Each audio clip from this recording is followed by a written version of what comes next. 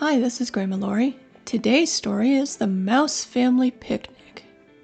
The Mouse family was at breakfast one Saturday when Stanley, the oldest of the two children, said, "What are we going to do today? There's no school. I don't know enough kids yet to go out and play."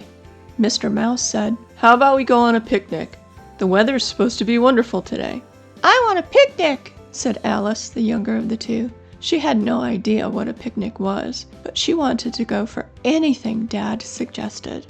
"That sounds like a lovely idea," said Mrs. Mouse. "Honey, do you remember where you put the picnic basket when you unpacked everything?" Said Mr. Mouse. "I'll have to go look. I think I know where it is." Once the breakfast dishes were cleaned up, Mrs. Mouse started cooking.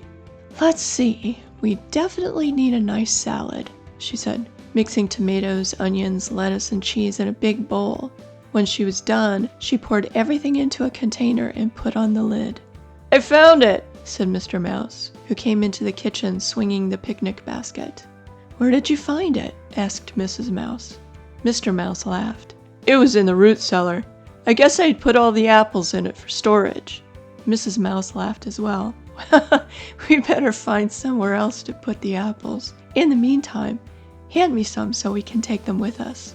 Stanley came into the kitchen. "What's so funny?" he asked. "Oh, nothing. We were just being silly," said Mrs. Mouse. "Well," Stanley said, "I found the perfect blanket to put on the grass so we don't get dirty." Mr. Mouse laughed. "You look like a hobbit mouse." "At your service, sir," Stanley said, bowing lowly. Mrs. Mouse started packing the picnic basket full of their favorite foods, including apples, salad, nuts, and plenty of yummy cheese. "Can I take Becka with us?" asked Alice, walking into the kitchen holding her doll. "Of course, sweetie," said Mr. Mouse, leaning over to kiss Alice on the head. While the rest of the family went to go get ready, Mrs. Mouse finished up packing the picnic basket and went to get ready herself. The whole family gathered by the front door. Mr. Mouse carried the picnic basket and the blanket. Mrs. Mouse carried a small bag with their utensils and napkins in it. Alice was holding Becka. Stanley was holding his yo-yo. "Why are you bringing that?" asked Mr. Mouse. "I thought I'd practice my tricks. There'll be plenty of room so I don't break anything," Stanley said. "Just remember what happened last time," said Mrs. Mouse. "I promise I'll stay away from Alice," said Stanley, remembering when he accidentally hit Alice in the head with it. "It still hurts," said Alice, rubbing her head. "Don't be a big baby," Stanley said, laughing. "Let's go," said Mr. Mouse. The family walked a little way to a clearing in the garden. It was a bright, sunny day. The temperature was perfect. When they reached the clearing, Mr. Mouse put out the blanket, and Mrs. Mouse unpacked the basket.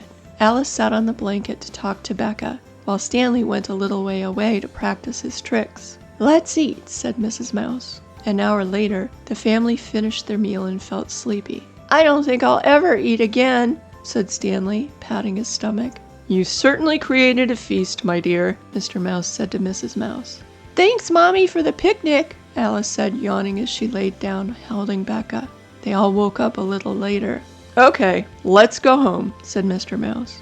"Daddy?" said Alice. "Yes, sweetie," Mr. Mouse said, bending down so he was at eye level with Alice. "It's been a nice day, hasn't it?" "It certainly has been," said Mr. Mouse, hugging Alice tightly. They definitely needed to go on a picnic more regularly.